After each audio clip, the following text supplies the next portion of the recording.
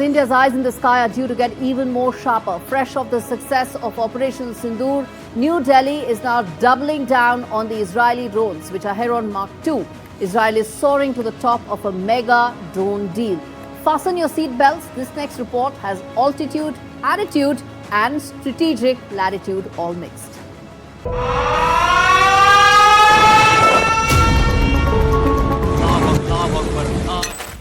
When Operation Sindoor unravelled Pakistani defences with precision, one silent sentinel kept watch up above, the Heron Mk II.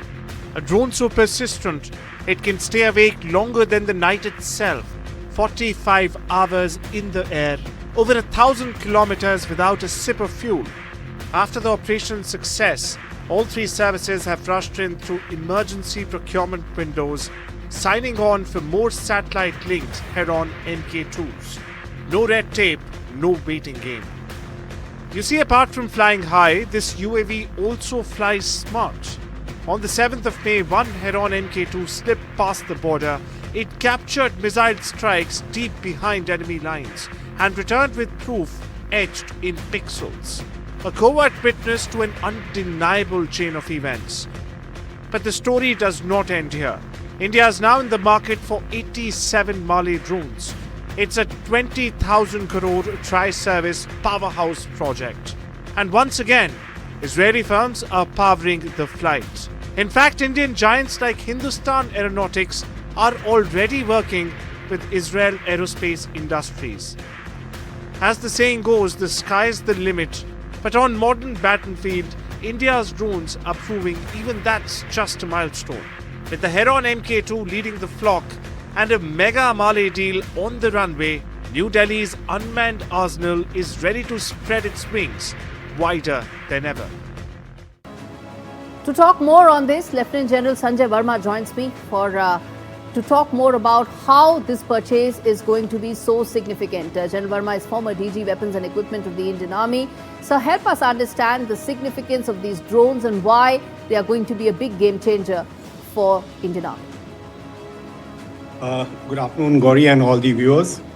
I think this is a very phenomenal acquisition or procurement which will fructify in the time to come, because this is a potent platform. In today's environment, in today's warfare, gathering of intelligence, surveillance, target acquisition is the most critical thing which goes to declare who is the winner. Like we talk about the OODA loop, till the time that the entire information does not come in, how do I take a decision? And with the multiple sources of information which is coming, this sort of a platform up in the sky, which is going to give me an endurance of almost 48 hours at an altitude of 35,000 feet, this is exactly what the Defence Forces require. Okay. And one interesting thing in this is that while Navy is also going for it, it will help us in interoperability between the Army, Navy and Air Force. So this is going to give actually a potent force for the Defence Forces to gather information and be in a position to respond.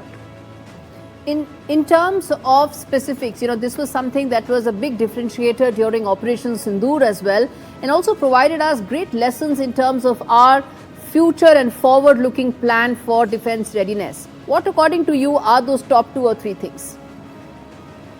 This is one of the most important things. With the type of borders we have, with the type of coastlines, almost 15,000 kilometers and 7,000 kilometers, we need to have a 24/7 watch.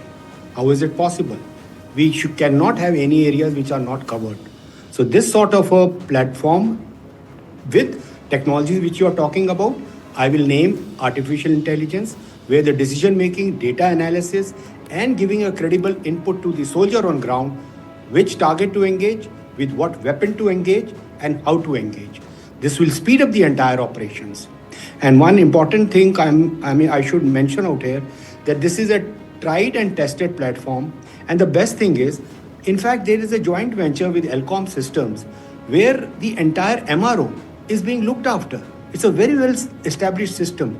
And I look at a lot of transfer of technology happening, because my information says that almost 65% of ownership is of AI and 35 is of Elcom.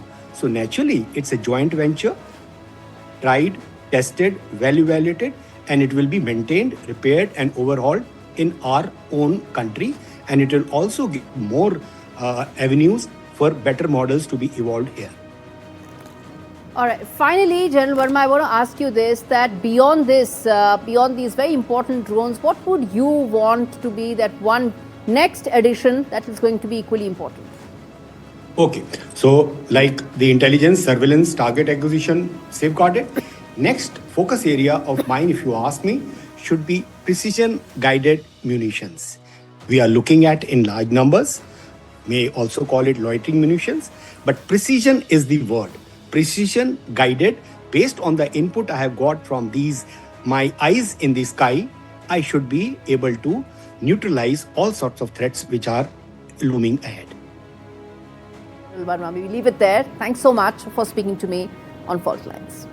Well, the blinkers off segment in the show, well, viewers, the fact is that Operation Sindoor has been an inflection point for India to realize that when it talks about military readiness for the future, which are its equipment, which are its areas that it needs to double down on. S-400 being one and these Israeli drones being the other.